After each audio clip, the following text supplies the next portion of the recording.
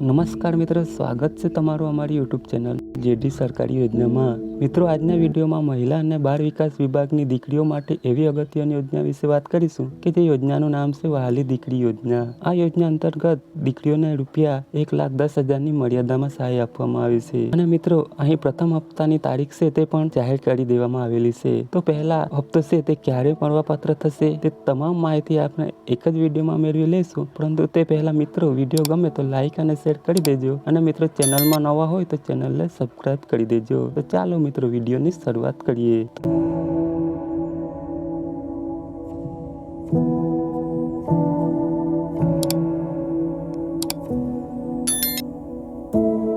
સૌથી પહેલા આપણે વાત કરી લઈશું આ જે વહાલી દીકરી યોજના છે તે યોજનાનો મુખ્ય ઉપદેશ શું છે. તો કે મિત્રો, દીકરીઓના જન્મના પ્રમાણમાં વધારો થાય, તેમજ શિક્ષણમાં ડ્રોપ આઉટ રેશિયો છે તે ઘટે, તેમજ મિત્રો સમાજમાં સ્ત્રીઓનું સશક્તિકરણ થાય અને બાળ લગ્ન અટકાવી શકાય તે હેતુ માટે ગુજરાત સરકારનું મહિલા અને બાળ વિકાસ વિભાગ છે તો તેના દ્વારા વહાલી દીકરી યોજનાનો અમલમાં મૂકવામાં આવેલી છે. જે યોજના અંતર્ગત દીકરીઓને સહાય આપવામાં આવે છે.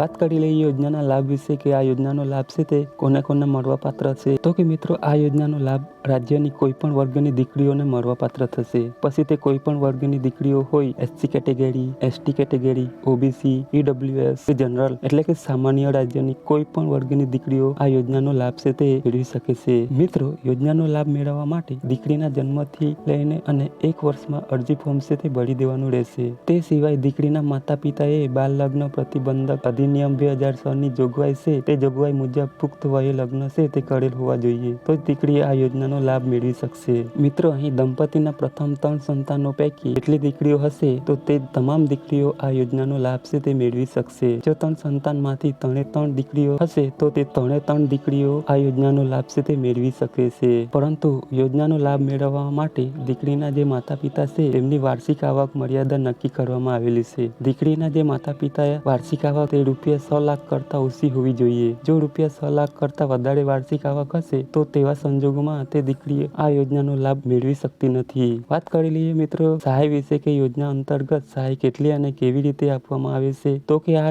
વહાલી દીકરી યોજના છે તે યોજના અંતર્ગત દીકરીઓને અલગ અલગ 3 હપ્તામાં રૂપિયા 1,10,000ની મર્યાદામાં સહાય આપવામાં આવે છે. જેમાં મિત્રો દીકરી જ્યારે પહેલા ધોરણમાં પ્રવેશ કરશે એટલે રૂપિયા 4,000નો પ્રથમ હપ્તો છે તે મળવાપાત્ર થશે. દીકરી જ્યારે 9મા ધોરણમાં પ્રવેશ કરશે એટલે રૂપિયા 6,000નો બીજો હપ્તો છે તે મળવાપાત્ર થશે. અને દીકરીની ઉંમર છે તે 18 વર્ષની પૂરી થશે ત્યારે મિત્રો ઉચ્ચ શિક્ષણ માટે અથવા તો લગ્ન માટે રૂપિયા 1 લાખનો ત્રીજો હપ્તો છે તે આપવામાં આવશે. આવી જ રીતે આ યોજનાના અંતર્ગત અલગ અલગ 3 હપ્તા રૂપિયા 1,10,000ની મર્યાદામાં સહાય આપવામાં આવે છે. પરંતુ જે દીકરીના લગ્ન છે બાળ લગ્ન થયેલા ન હોવા જોઈએ. તેમજ મિત્રો 18 વર્ષની વય અગાઉ જો દીકરીનું મૃત્યુ થશે કોઈ પણ સંજોગોમાં તો જે બાકી રહેતી આ સહાયની રકમ છે તે અહીં મળવાપાત્ર થતી નથી. મિત્રો, અહીં જે પ્રથમ હપ્તાની તારીખ છે તે જાહેર કરી દેવામાં આવેલી છે. મિત્રો, આ યોજના અંતર્ગત સહાયનો જે પ્રથમ હપ્તો છે તે જુલાઈ અથવા તો ઓગસ્ટ 2026માં મળવાપાત્ર થશે. મિત્રો, અહીં વર્ષ 2019-20 અને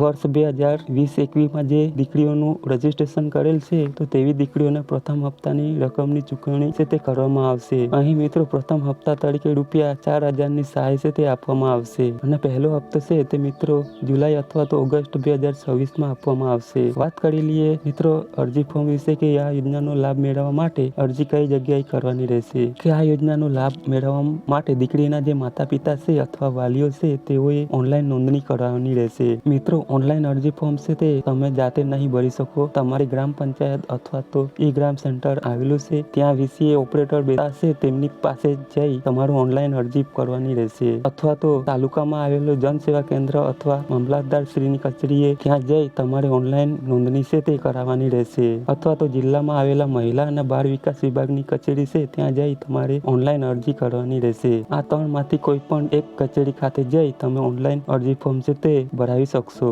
વાત કરી લઈએ મિત્રો ડોક્યુમેન્ટ વિશે કે જ્યારે તમે અરજી ફોર્મ ભરાવવા જશો ત્યારે તમારી સાથે કયા કયા ડોક્યુમેન્ટ લઈ જવાના રહેશે. તો કે દીકરીનું જન્મનું પ્રમાણપત્ર છે તે સાથે લઈ જવાનું રહેશે. માતા પિતાના જન્મનું પ્રમાણપત્ર સાથે લઈ જવાનું રહેશે. માતા પિતાનું લગ્ન નોંધણીનું જે પ્રમાણપત્ર છે તે પણ સાથે લઈ જવાનું જવાનું રહેશે. માતા પિતા અને દીકરીનું આધાર કાર્ડ સાથે લઈ જવાનું રહેશે. રેશન કાર્ડ છે, ત્યાર પછી વાર્ષિક આવકનો દાખલો છે, ત્યાર પછી માતા પિતા અથવા તો દીકરીના બેંક ખાતાની પાસબુકના પ્રથમ પાનાની નકલ છે તે સાથે લઈ જવાની રહેશે અને સ્વઘોષણ પ્રમાણપત્ર છે તે પણ સાથે લઈ જવાનું રહેશે. તો તમે જ્યારે અરજી ફોર્મ ભરવા જાઓ ત્યારે તમારે આટલા ડોક્યુમેન્ટ સાથે લઈ જવાના રહેશે. તો આવી રીતે મિત્રો મહિલા અને બાળ વિકાસની અગત્યની યોજના કહી શકાય વહાલી દીકરી યોજના. જે યોજના અંતર્ગત દીકરીઓને ₹1,10,000ની મર્યાદામાં સહાય આપવામાં આવે છે કે જેમાં મિત્રો પહેલો હપ્તો છે તે જુલાઈ અથવા તો ઓગસ્ટ 2026માં જાહેર કરવામાં આવશે. તો આશા રાખું છું વિડીયો પસંદ પડ્યો હશે. મિત્રો વિડીયો પસંદ પડ્યો હોય તો લાઈક અને શેર કરી દેજો અને મિત્રો ચેનલમાં નવા હોય તો ચેનલને સબસ્ક્રાઇબ કરી દેજો.